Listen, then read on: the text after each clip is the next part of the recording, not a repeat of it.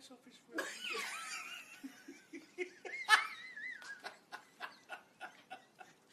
Such a bell. Say you?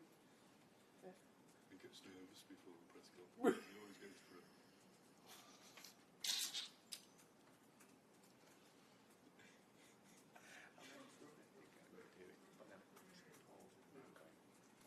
To do it anyway. I thought you were pretending to speak on the phone. Well, I wasn't. Oh, right. But then he joined me.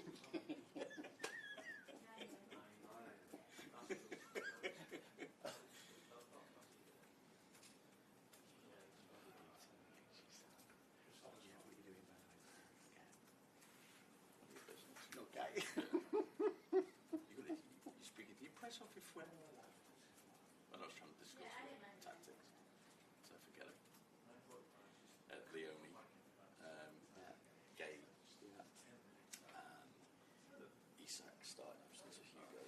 I'll just check whether Hugo's been disciplined as well as a report that he'd been from that. Okay.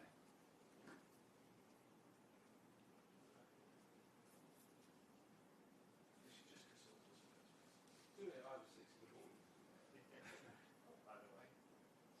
what you feel.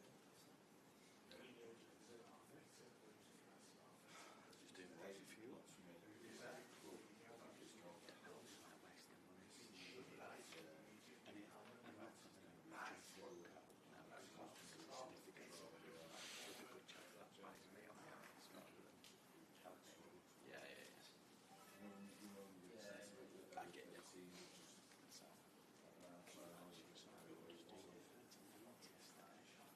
Sophisticated. Don't talk to me about Sophistication. I've been to Leeds.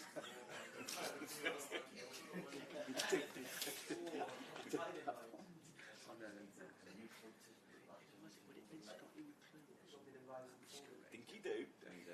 Whoever it was on.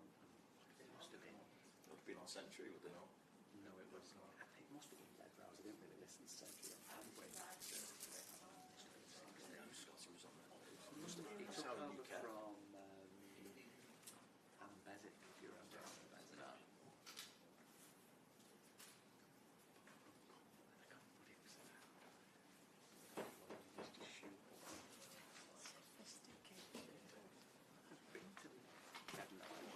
Morning. Hi, Jack. Morning.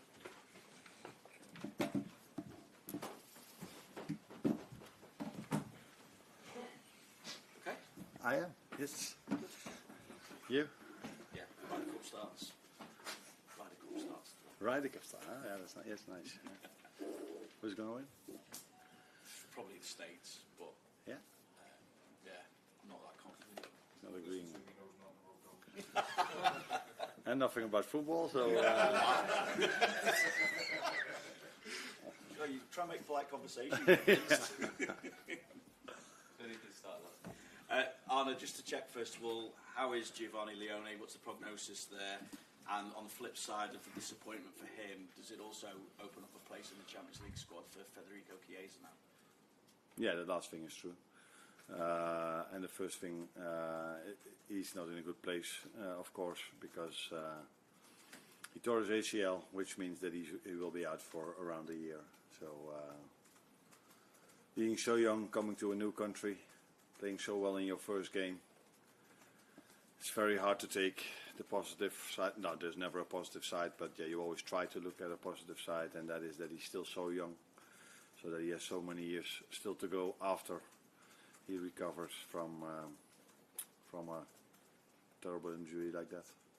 How much of a blow is it for you? I know you're talking about the human being there, but also squad-wise, because you face Crystal Palace this weekend, and I suppose with Mark Gay lining up in their side, there might be a sense of what might have been given what happened on transfer deadline day.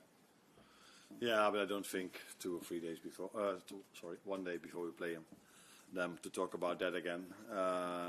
He's a Crystal Palace player, and he's been very important for them as long as he's there. So we have to prepare for Crystal Palace, who are a very good team. I think they haven't lost 17 games in a row now, and he's part of that team.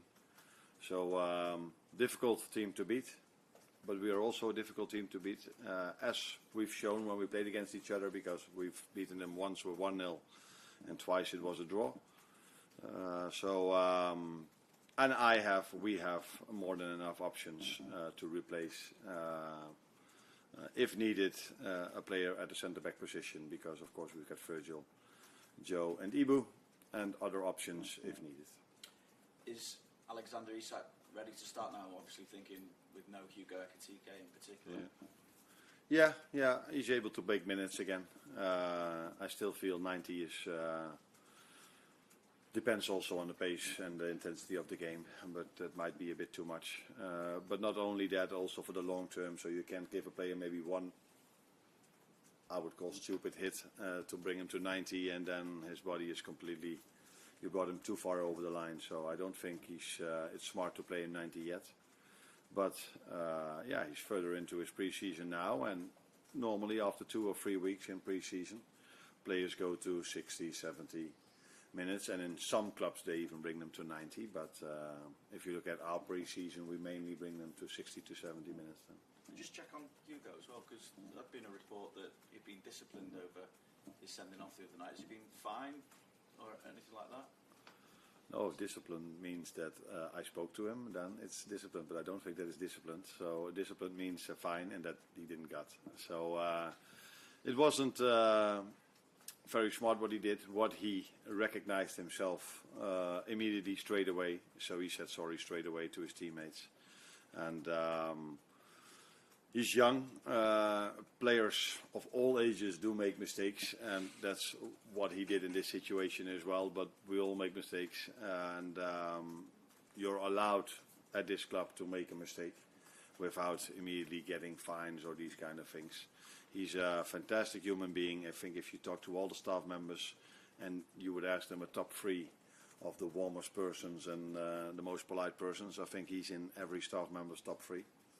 So even if he wasn't a person like this, he was able to make a mistake, but wasn't smart. It hurt. It didn't hurt us Tuesday evening. It might hurt us a bit more tomorrow. The positive thing is that Federico Chiesa showed that he is he's showing himself at the moment. So it's also a chance for him now to be on the bench, and maybe he kept playing minutes with Hugo not being there. Hello again, Arne. Your next point that you pick up will be your 100th Premier League point for Liverpool. If you do it in the next 4 games, you'll be the fastest in club history to have done that in your first whatever matches. So what do you think that maybe you've learnt over the previous 99 points here at the club? What did I learn? I think a lot. This has nothing to do with your question, but one of my frustrations is that I don't know if it's the same in England, by the way, but we as managers, we have to get points to keep having our badge. Is that the way you say it? So to stay a manager in Holland, you need every 3 years you need to do some schooling. Schooling, is that the right word? Education, yeah. To stay manager. I find this ridiculous because I learn every single day. I improve every single day. I don't need to go to a course to learn if you are working. So I don't know if it's the same in England, but every 3 years we need to do this. Otherwise, you cannot stay. You need badges here as well, yeah. Yeah, but if you've done it, do you need to every time You have to do educate refreshing courses? Yeah. Now, for me, every day is a refreshing course. So I'm a bit surprised that we need to do this. Yes, I've learned a lot, but not only here at Feyenoord and at AZ Alkmaar as well. I cannot come up with one specific thing, maybe what I've learned, but if you have to make every single day 10, 15, 20 choices, not all of them are good. Definitely not. So you learn every single day, and I cannot come up with one specific thing. So Crystal Palace again, and you'll see them again in the Carabao Cup soon also. You're the only 2 teams that are unbeaten in the Premier League this season. What is the biggest threat that they have against stopping Liverpool continuing that run? Discipline. They have an enormous discipline defensively. 10 outfield players plus a goalkeeper that work so hard to prevent the other team from scoring. And we saw this also in the Charity Shield. Even the moments when we were up, they could still be very disciplined and calm in their own half, in their mid to low block. And we saw this during the week when we played Southampton, who were disciplined against us, how hard it is to play through them. So, and apart from that, but that's for every team in the Premier League, they have some individual qualities, some individual players who are a big threat offensively. Mateta is one of them. Sar, who wasn't available last week but might be available this week again, was really good against us in the Charity Shield. 2 midfielders that know how to play. Yeah, and good centre back, so good wing backs. So a good team, but that is what I would say every Premier League team has. But what maybe stands out for me with them is their discipline in their defensive work. Okay, thank you. Hi Arne, you're looking to keep your perfect start to the Premier League season intact. Has it taken even you by surprise, and what do you put it down to? Surprise is maybe a bit too strong to say, but if you would have asked me that after playing Newcastle away, Arsenal at home, and all these difficult games we had, that we would have the maximum result, I would have probably told you, that is, I would sign for that straight away, which is normal. But if you look at the games, they were all of them, not all of them, most of them were quite close. So we might have been a bit lucky as well to get the maximum points. Although, I was just saying about the work rate of Palace, we work incredibly hard as well, and if you work as hard as we do, you give yourself the chance maybe to be a bit lucky, if you would call it luck then. And I don't think we stole a win. It wasn't as if we totally not deserved it, but there were games that a draw would have been maybe more fair. So yeah, looking at the schedule we had, I'm more than pleased that we have the maximum points. And Rio Ungabo with his first contract as well. He's still so young at 17. Do you have to work about keeping expectations down, or are you just happy to let him go for it? Now, the good thing is if you are a youngster playing at Liverpool, there are players where you are playing with who are still better than you are. And that, I think, helps to stay grounded and to know there are still steps to make. If you are playing at maybe a club of a lower level and you are that good as Rio, you maybe belong straight away to the best players of the team. And that can lead to maybe a situation where he's not as grounded as he should be. But here that's not a problem at all. First of all, because who he is. He's a player that constantly wants to improve. But if you train and play with other wingers like Cody Gakpo and Mo Salah and Federico Chiesa and all the others, then I think he feels that there's still a step to make. First of all, to get to their level, and if he is at their level, then it's about being as consistent as these players are. And that is the most difficult thing. Become really good is something a lot of players maybe can do, but become consistently really good is why the top players stand out. Arne, just on Giovanni, obviously devastated at the minute. How important are people like Virgil and Joe Gomez both suffered the same injury earlier on in their career, and how important are they going to be in terms of rehab, and also as an example for him of it feels like the end of the world at the minute, but you can come back just as good as you were before. Yeah. No, I think that last thing definitely helps, and we have some examples of that with Virgil and Joe, and there are a lot of examples all around the world. That's why I said the positive thing is that he's still 18, so he has still a lot of time to go. If you get an injury like that when you're close to your retirement, it makes it much more difficult maybe. But in both situations, it's far from ideal. I think the main and most important thing is the surgeons who's going to do the surgery. Then second of all, the ones that do the recovery, the rehab with him. But then it's always nice if you can do this in a surrounding with players that have lived through this as well. They can give you the right energy maybe in certain moments. And I think our players already showed in the last 2 days a lot of compassion towards him. And they will not stop doing that in the upcoming year. I think you mentioned at the start about Federico Chiesa possibly coming into the Champions League squad. Is that something you have looked into and started that process perhaps? Yeah, we've looked into this. I don't know. I cannot tell you exactly where that process is at the moment. Do you know? You're not sure as well. So that is not something I do myself. There are other people doing this. But if I'm informed correctly, if a player has a longer than 2-month injury, you are able to replace him.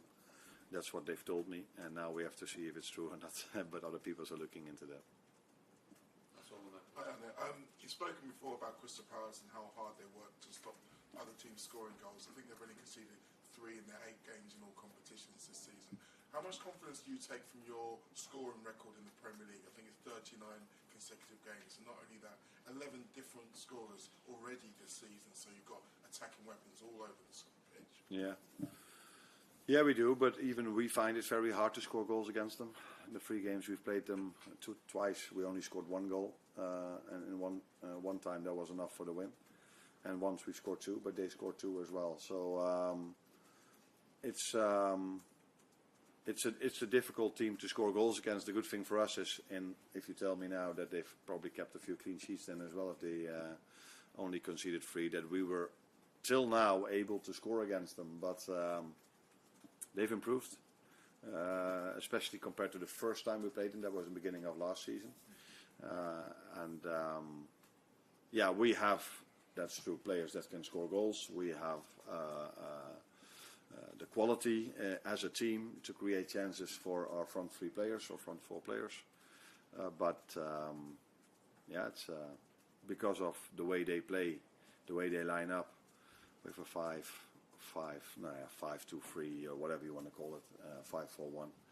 It's not easy to create, and that's why when we create, it would be smart then to score as soon as we can. Could be another late goal then. You've got to have patience against a team who are working as hard as they are to stop the opponents from scoring goals. Yeah, but you can only score a winner in the end if you work as hard as we always do to prevent the other team from scoring as well, because otherwise you're already 2-0 down. Because you do see teams that attack a lot that get frustrated a bit and then in transition don't sprint back as hard as we do. But we just keep working and keep understanding that we can still win the game in the end as long as it's then 0-0 or 1-1 or 2-2. And therefore we work really hard, and that is one of our strengths, and that's what we have to bring to every game, especially if we face Crystal Palace, who are a big threat on the counter-attack, because they are so disciplined in defense and then can come in transitions really fast, and they're a big threat in set pieces as well. So 2 things we have to be really ready for. Thank you, guys. Thanks, Arne. You're welcome.